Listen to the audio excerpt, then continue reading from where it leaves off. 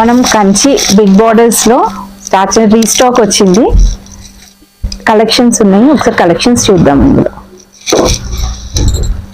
ఇది grey blue combination లో మీనా బూటీస్ వస్తుంది. శారీ అంతా ఇలా, బ్లౌజ్ వచ్చేసి ఇలా వస్తుంది. బిగ్ బార్డర్, ఇది బిగ్ కంచి బార్డర్ లో ఇలా వస్తుంది. మీనా వర్క్,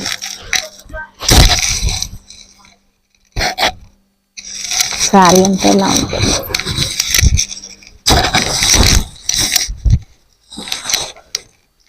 శారీ అంతా ఇలా వస్తుంది.